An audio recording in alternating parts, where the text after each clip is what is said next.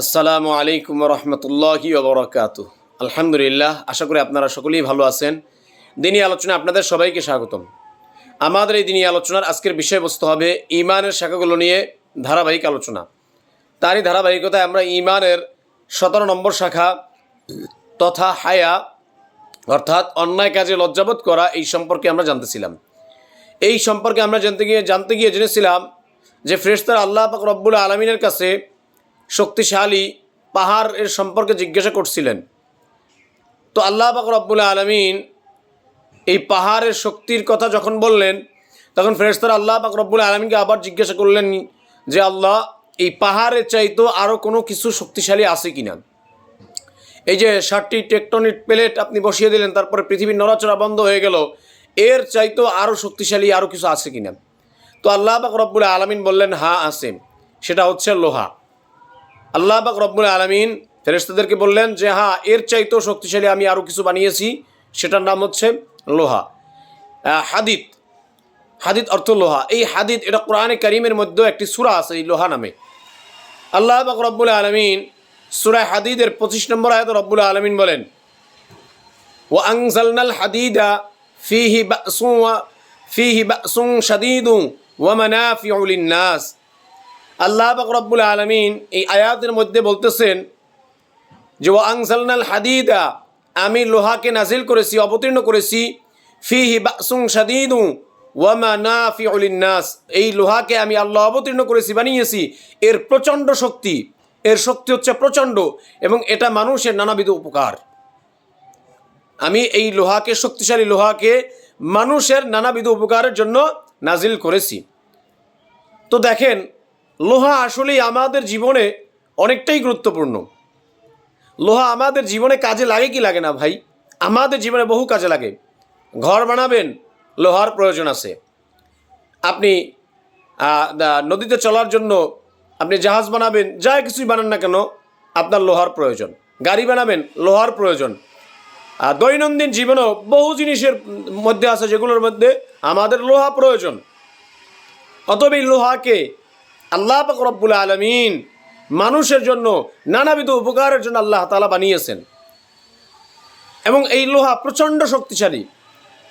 আর এই লোহা এটা কিন্তু আমাদের এই পৃথিবীতে এটার আপনার হয়নি, এটা আবিষ্কৃত না, এটা বাহিরের মহাবিশ্বের অন্য এক জায়গার এই লোহা। কেন? কারণ একটি লোহার অণু তৈরি করতে 10 কোটি ডিগ্রি সেলসিয়াসেরও বেশি তাপমাত্রার প্রয়োজন হয়। 10 কোটি ডিগ্রি সেলসিয়াস তাপমাত্রারও বেশি প্রয়োজন হয়। কিন্তু এটি আমাদের পৃথিবীর তো কোথাও এরকম কেউ অণু তৈরি করতে পারবে না। এই জন্য এটা মহাজাগতিক এক উপাদান। তো আল্লাহ পাক রব্বুল আলামিন এই লোহাকে তিনি বানিয়েছেন মানুষের উপকারের জন্য।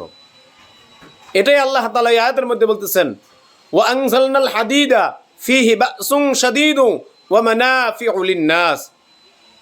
আল্লাহ পাক রব্বুল আলামিন নিজেই বলেন যে লোহা এটা প্রচণ্ড শক্তিশালী। এই প্রচণ্ড শক্তিশালী লোহা আমি মানুষের নানাবিধ উপকারের জন্য আমি আল্লাহ নাজিল করেছি। সুবহানাল্লাহ।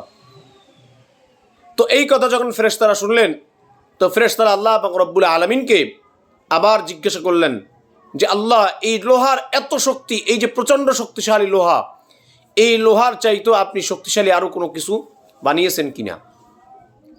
তো আল্লাহ পাক রব্বুল আলামিন ফেরেশতাদেরকে বললেন, হ্যাঁ, এর চাইতো শক্তিশালী আমি আরও বানিয়েছি। তো ফেরেশতারা আল্লাহ পাক রব্বুল আলামিনকে জিজ্ঞাসা করলেন, আল্লাহ, সেই জিনিসটা কি? তো আল্লাহ পাক রব্বুল আলামিন বললেন, তার নাম হচ্ছে আগুন। আগুন এটা লোহার চাইতেও শক্তিশালী। কেমনে? দেখেন, আপনি আগুন দিয়া লোহাকে গলায় ফেলতে পারেন। লোহা এত প্রচণ্ড শক্তিশালী, কিন্তু আগুনের দ্বারা লোহা গলে যায় কি যায় না? তাহলে এই আগুনের দ্বারা যেহেতু লোহা গলে যায়, অতএব এই লোহার চাইতেও আগুন অনেক শক্তিশালী। আগুনের শক্তি প্রচণ্ড, এটা আমরা ধারণাও করতে পারি না। যখন দু এক জায়গায় দু একটা ইনসিডেন্ট হয়, দু একটা অ্যাক্সিডেন্ট হয়, অগ্নিসংযোগ হয়, তখন আমরা বুঝতে পারি যে আসলে আগুনের পাওয়ার কত। আগুনকে আল্লাহ তাআলা হুকুম দিলে, ইচ্ছা করলে আগুন সব পুড়িয়ে ছাই করে দিতে পারে, এত ক্ষমতা আগুনের।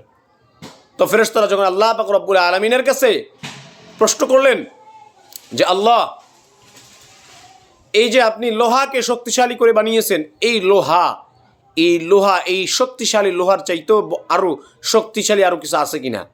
তো আল্লাহ পাক রব্বুল আলামিন ফেরেশতাদেরকে বললেন, হ্যাঁ, আরও শক্তিশালী জিনিস আছে, সেটা হচ্ছে আগুন এটা লোহার চাইতেও শক্তিশালী। এবারে আবার ফেরেশতারা আল্লাহ পাক রব্বুল আলামিনের কাছে প্রশ্ন করলেন যে আল্লাহ, আমরা জানলাম পাহাড় শক্তিশালী, তার চাইতেও আপনি লোহাকে শক্তিশালী বানিয়েছেন, তার চাইতেও আপনি আগুনকে শক্তিশালী বানিয়েছেন, এবারে এই আগুনের চাইতে আরও শক্তিশালী কোনো জিনিস আছে কিনা?